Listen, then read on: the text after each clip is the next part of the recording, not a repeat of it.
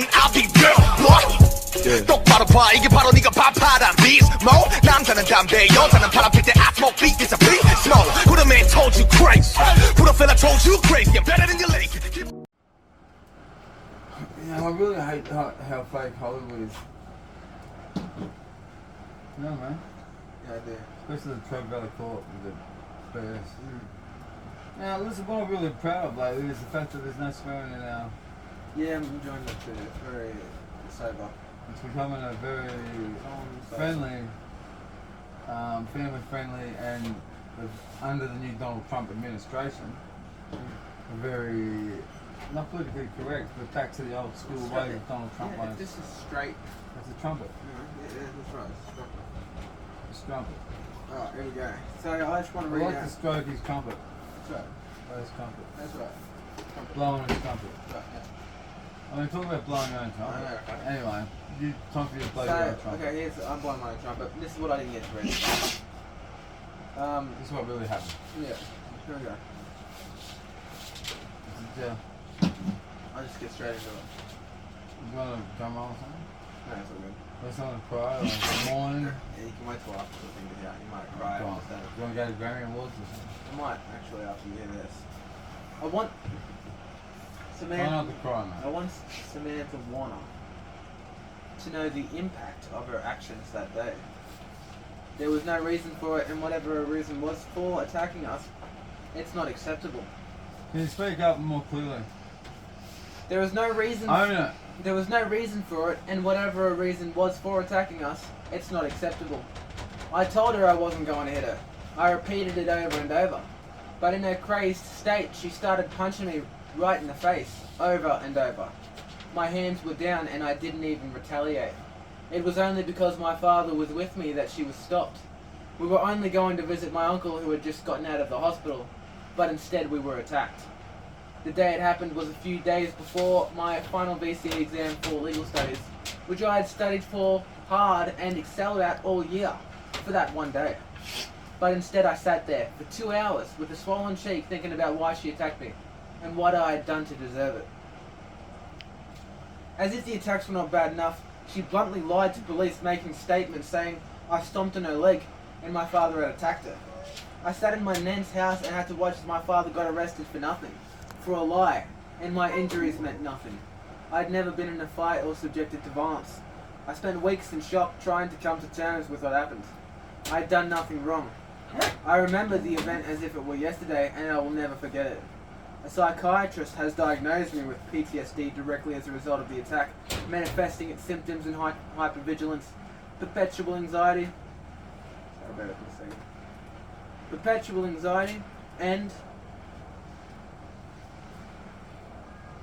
an inability to trust, and more severe regular nightmares. Yes, the attack has changed me, and people can pretend like it was not serious, but it was.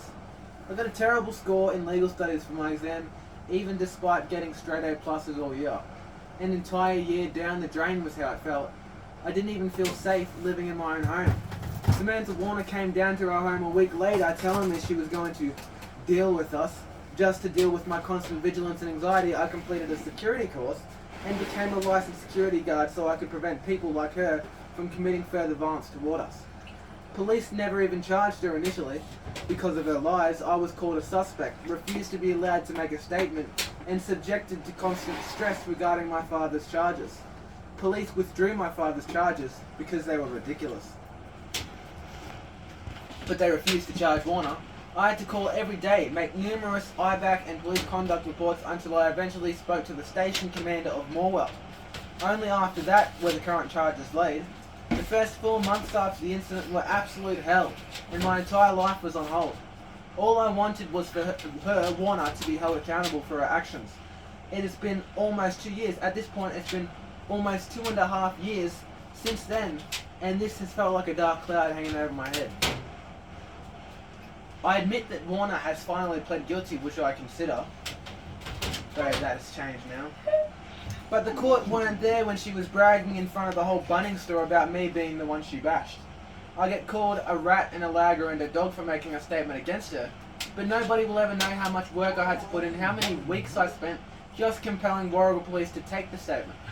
I lost my phone during the fight, which was picked up and held by Warner for 4 days, and then seized by police for 4 months. My suit jacket was ruined, and everything in my life was and is still being impacted. I still think about it, the question of why, but I have now come to terms with the reality of life. I spent 6 hours in hospital just waiting to be seen to get a report about my injuries. Warner's sons have also taken it upon themselves to avenge her by shooting slingshots at our house and vandalizing our fence with racist and lewd comments/imagery. I lost sleep for weeks over fear of Warner burning our house down, as she told police she needed to after the fight, but which I surmised from her threats the next week. The entire street I lived in converged on us and attacked us during that fight, all over Warner, abusing us and approaching us and attacking us. I will never forget the fear I felt in that moment. The scene will never leave my mind. I have always aspired to be a Supreme Court judge, and I am on my way in law school, but I know that my experience will affect the way I represent clients and the way I will eventually hand down sentences. My mother made me promise that I will stay out of fights and away from violence before she died, but I will never be able to go to her grave and tell her I kept that promise. I always knew Samantha Warner hated my family, but why she attacked me, I will never know. Why I stood there and just took Warner's punches, why I didn't fight back, whether I did the right thing or not. I tell myself I did, but I don't feel like that. I had just turned 18 when the attack happened, but violence has changed me. I don't see people the way I used to. I don't have faith in society the way I once did. It's just that it didn't need to happen. My whole life has changed and I'm a different person. My family know that. I don't even speak to any of my extended family because I know how quickly words can turn to violence. This should not have happened, and I want Warner to know that my forgiveness is only because Jesus commands me to, but I will never forget. The attack and its impacts will never leave me, and I only leave it in Christ's hands because I know heaven will be a place without unnecessary hate, violence, and evil. And that is everything I said. That's very honest. And what goes around comes around, Samantha Warner. You don't hurt other people's children. Damn straight. If his mum was alive, you wouldn't be.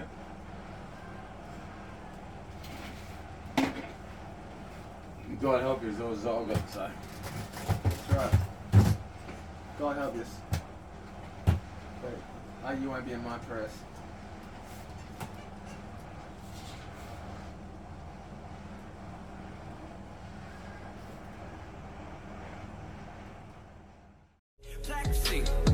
난 없지 필요 다 없지 Who's the king, who's the boss 다 알잖아 내 이름 이만상 새끼들 당장 놈의 목을 쳐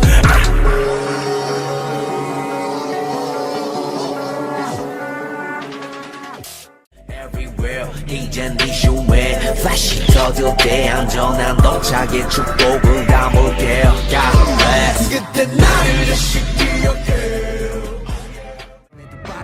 Go to anywhere, J in the air 가는 길이 희망이 되고자 하연하고 태어 Even my world was made of your love in your face 보다 high 저 멀리서라도 나비가 돼 Just walk lightly whenever you want Go on hopefully wherever you walk 누군가의 숨이 깃들여 있는 거리 내 영혼과 영원을 담을게 everywhere Every time I walk Every time I run Every time I move